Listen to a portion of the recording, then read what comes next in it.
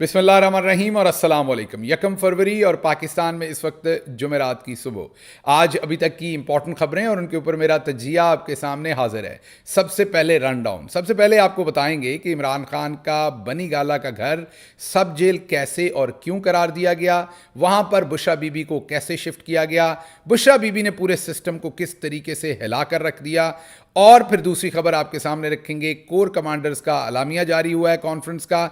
तीसरी खबर आपके सामने रखेंगे कि याया खान का नज़रिया अभी भी पाकिस्तान में मौजूद है। इसके अलावा भी कुछ मुतफरक खबरें हैं जो दरमियान में आपको देंगे ताकि आप अपडेटेड हों कि कल क्या कुछ हुआ और आज अभी तक क्या कुछ हुआ है। तमाम खबरें आपके सामने रखेंगे। आप तफसील की तरफ आते हैं और तफसील से पहले आपको याद करवा दूं कि अगर आपने अभी तक इस चैनल को सब्सक्राइब नहीं किया ज़रूर कीजिए ताकि हमारी आवाज़ मजबूत हो और ये दूर तक जाए। पहली खबर की तरफ आते हैं। आपने कल एक खबर सुनी होगी रात को कि इमरान खान के बनी गाला के घर को सब जेल करार दे दिया गया और बुशरा बीबी को वहाँ पर मूव कर दिया गया। आपके लिए बड़ी हैरानी की खबर होगी कि ये कैसे हो सकता है। एक पार्टी, एक लीडर जिनके ऊपर इतना जुल्म किया गया है, अब बुशरा बीबी को घर के अंदर रहने की इजाज़त कैसे दी जा सकती है। तो इस सब के पीछे जो हुआ है वो आपको बताते हैं। सज़ा तो जल्दी जल्दी दिलवा दी गई थी। अमूमी तौर पर ये तमाम पाकिस्तान के जो लीडिंग रिपोर्टर्स हैं उनके साथ हमारी बात भी हुई है, वकला के साथ भी बात हुई है। कभी भी जज जब किसी को सज़ा देता है तो वो वर्बल नहीं होती, उसका रिटन ऑर्डर होता है। भले वो ऑर्डर शॉर्ट ऑर्डर हो, डिटेल्ड ऑर्डर बाद में लिखा जाए, लेकिन जज साहब जब अदालत में सज़ा सुनाते हैं तो वहाँ पर ऑर्डर भी इशू करते हैं, क्योंकि उस ऑर्डर की बुनियाद के ऊपर आपने अगर गिरफ्तार होना है, अगर आपको सज़ा सुनाई गई है तो उस ऑर्डर की बुनियाद के ऊपर फिर आपके जेल जाने के अहकामात जारी होते हैं।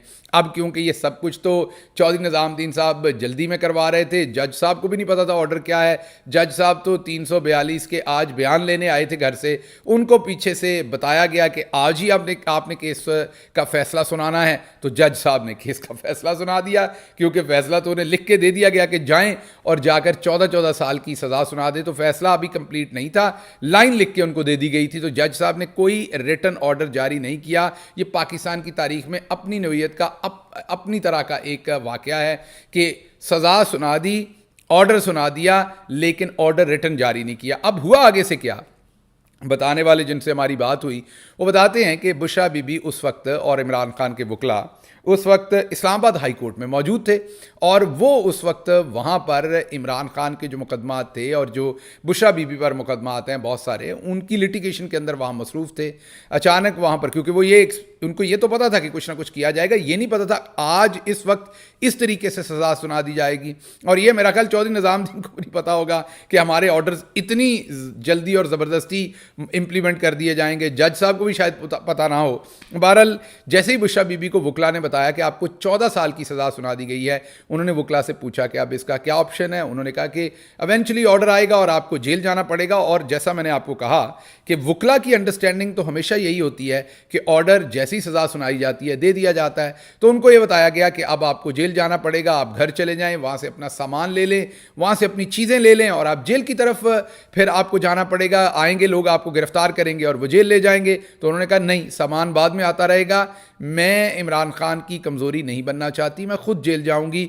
वो पूरी स्पीड से, मुझे तो लगता है ओवर स्पीड की उनके पूरे कारवां ने, जो मैं स्पीड देख रहा था। अब कहीं इसका मुकदमा ना दर्ज कर दें बुशरा बीबी पर और इमरान खान के ऊपर। बहरहाल ओवर स्पीडिंग करते हुए, पूरी तेज स्पीड से जल्दी वो अडयाला जेल खुद पहुंच गई। अब जब वो अडयाला जेल पहुंची, क्योंकि रेगुलरली उनकी गाड़ी जाती है, रोज़ ही वो मुकदमे फेस करती हैं।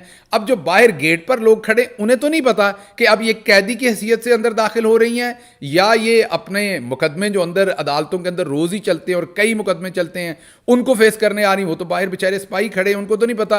उन्होंने गेट खोल दिया, वो अंदर चली गई। अब जब अंदर चली गई तो जो अंदर जेलर था उसने कहा कि बीबी जी, आपका तो अभी ऑर्डर ही जारी नहीं हुआ, मेरे पास तो कानूनी तौर पर कोई रास्ता ही नहीं है कि मैं आपको यहां रखूं।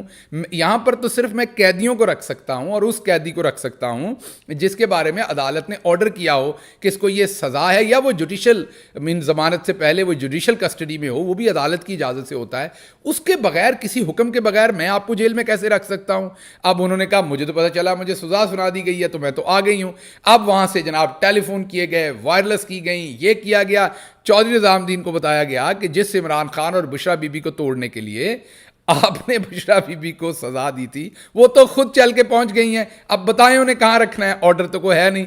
جج صاحب سے رابطہ کیا گیا تو پتہ یہ چلا کہ جج صاحب سزا دے کے جا کے سو گئے، اور وہ سوئے بھی اپنے گھر نہیں، وہ کہیں شاید کسی اور جگہ چلے گئے، تو ان سے فون پہ رابطہ نہیں ہو رہا تھا، ورنہ ان سے آرڈر سائن کروا لیا جاتا.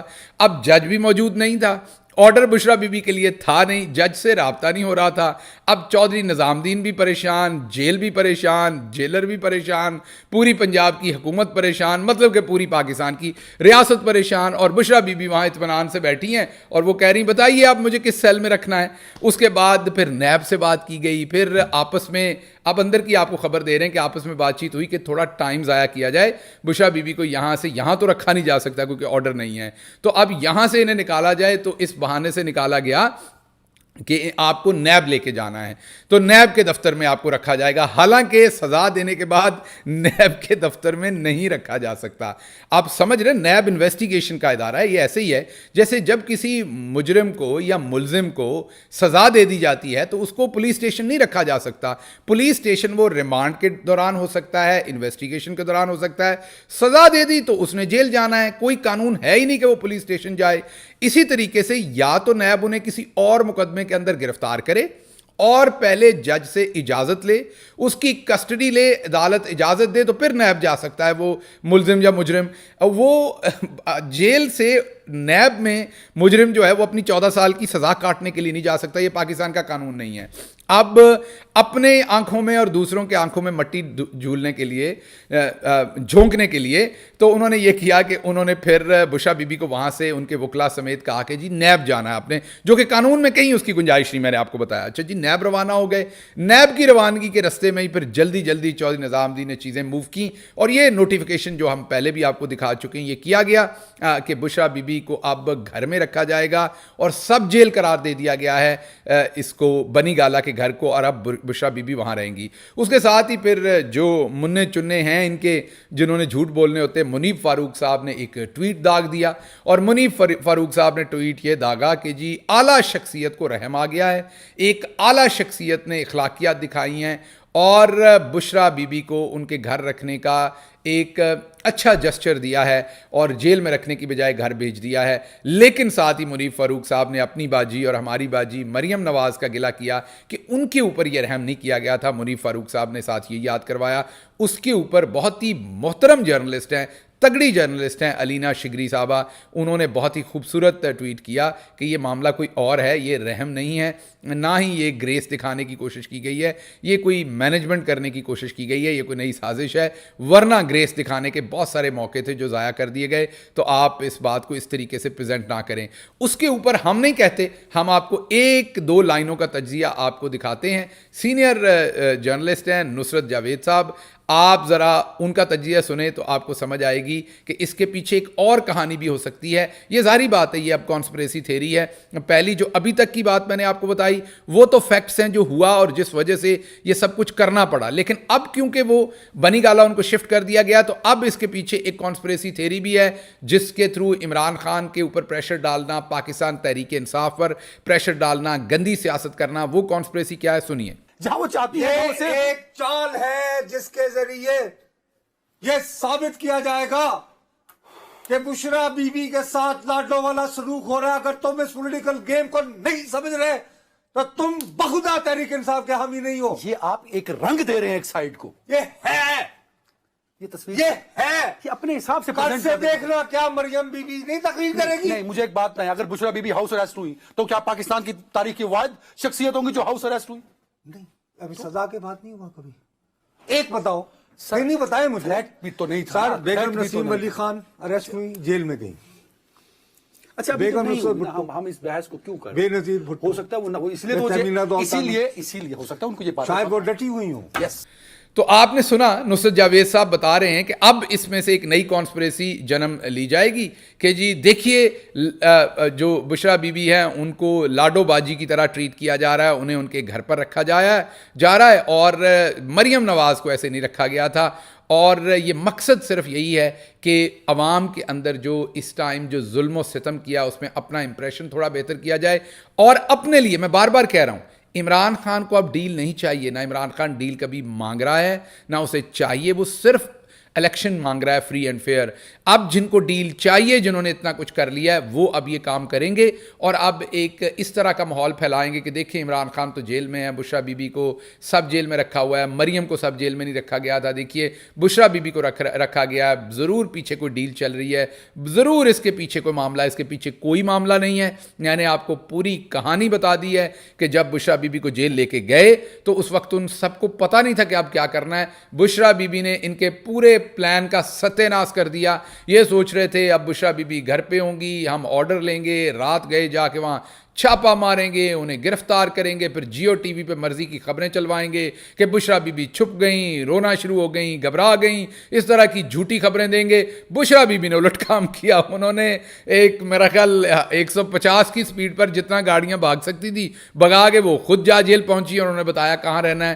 ان کے اس دبنگ فیصلے نے, ان کے اس طرز عمل نے سارے اس سسٹم کو ایک شوق دیا اور ان کو سمجھ نہیں آئی کہ اب اس کو کیسے ہینڈل کرنا. تو یہ معاملہ آپ کے سامنے رکھنا تھا, یہ پوری کہانی ہے. اچھا جی, آپ کوئکلی آپ کو اگلی خبر دیتے ہیں. جی اگلی خبر یہ ہے کہ کور کمانڈرز کی کانفرنس ہوئی ہے. بہت ہی معتبر پاکستان کا ایک فورم ہوتا ہے جو پاکستان فوج کا اعلیٰ ترین فورم ہوتا ہے. جن لوگوں کو نہیں پتا ان کو یہ بتا دیں کہ جو فوج کی سب سے اوپر کی لیڈرشپ ہوتی ہے, ہیرارکی ہوتی ہے فوج کے اوپر, جو سب سے سینئر ترین لوگ ہوتے ہیں ان کا یہ گروپ ہوتا ہے, کور کمانڈرز کانفرنس کہتے ہیں.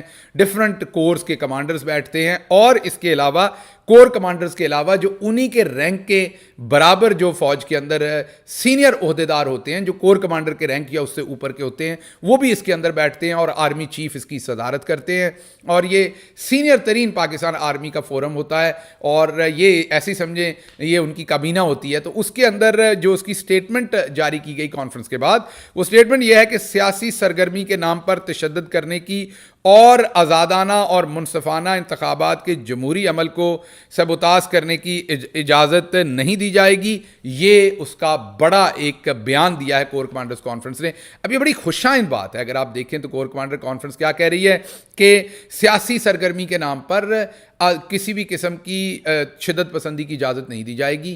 مثلاً کہ سیاسی سرگرمی کے نام پر ایم کیو ایم اور پیپلز پارٹی کا جس طرح کا رویہ ہے پاکستان تحریک انصاف کے ساتھ سندھ میں, اور لوگوں کے اوپر حملے کیے گئے, شدت پسندی کی گئی, اس کی اجازت نہیں دی جائے گی, لیکن پاکستان تحریک انصاف کے خلاف اجازت ہے. اسی طریقے سے سیاسی سرگرمی کا بہانہ بنا کے کبھی دفعہ 144 لگا دی جاتی ہے, کبھی لوگوں کو اٹھا لیا جاتا ہے, مارا پیٹا جاتا ہے, گھروں پر حملے کیے جاتے ہیں. آج سیاسی سرگرمی کر رہی تھی پاکستان تحریک انصاف, کل سپریم کورٹ کی اجازت کے ساتھ اپنے الیکشن کنڈکٹ کر رہی تھی انٹرا پارٹی, تو دفتر سیل کر دیے گئے. تو اب جو کہہ رہی ہے کور کمانڈر کانفرنس کا اعلامیہ اس کے بالکل اپوزٹ ہو رہا ہے. تو سمجھ نہیں آ رہی یہ کون کر رہا ہے. پھر انہوں نے کہا کہ آزادانہ اور منصفانہ انتخابات کے جمہوری عمل کو سبوتاژ نہیں کیا جائے گا. تو یہ سیبوٹاج نہیں کرنا آزادانہ جمہوری عمل کو, لیکن جو کچھ ہو رہا ہے پاکستان میں وہ تو ہو ہی سیبوٹاج کرنے کے لیے. آزادانہ جمہوری معاملہ تو کہیں نظر آ ہی نہیں رہا.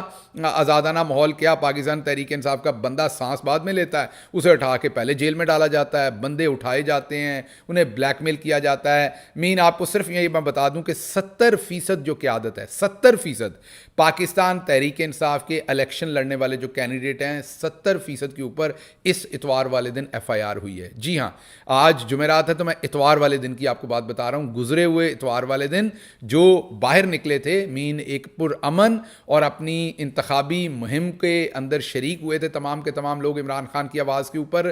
پاکستان تحریک انصاف نے اتوار والے دن 2 بجے وہ اپنی ریلیاں نکالی تھیں. اس دن 70% تقریباً جو کینڈیڈیٹ تھے کراچی کے, ان کے اوپر ایف آئی آرز دے دی گئیں. میں صرف کراچی کا نمبر دے رہا ہوں, پورے پاکستان میں دی گئیں. اور رہے سہے جو امیدواران تھے ان پہ اگلے دن منگل اور پیر اور منگل کو دے دی گئیں. تو یہ کور کمانڈر کانفرنس جو کہہ رہی ہے اس سے تو بالکل ہی اوپر ہو رہا ہے. اب سمجھ نہیں آ رہا کون ہے جو کور کمانڈر کانفرنس کے سپریم کورٹ کے فیصلے کا بھی احترام نہیں کر رہا. انہوں نے بھی کہا ہے کہ فری اینڈ فیئر الیکشن کروائیں, پاکستان کا آئین بھی یہی کہتا ہے. اس کے بعد الیکشن کمیشن بھی جھوٹا سچا یہی کہتا ہے. اب کور کمانڈرز کی جو کانفرنس ہوئی ہے اس کا اعلامیہ بھی یہی کہتا ہے. اب میری سمجھ سے باہر ہے کہ کون ہے جو ان سارے اداروں سے اوپر ہے اور پھر بھی پاکستان کے اندر کچھ نہیں ہونے دے رہا اور پکڑ دکڑ کر رہا ہے.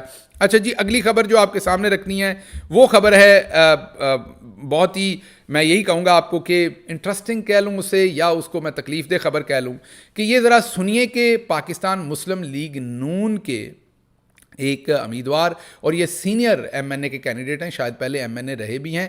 یہ کیا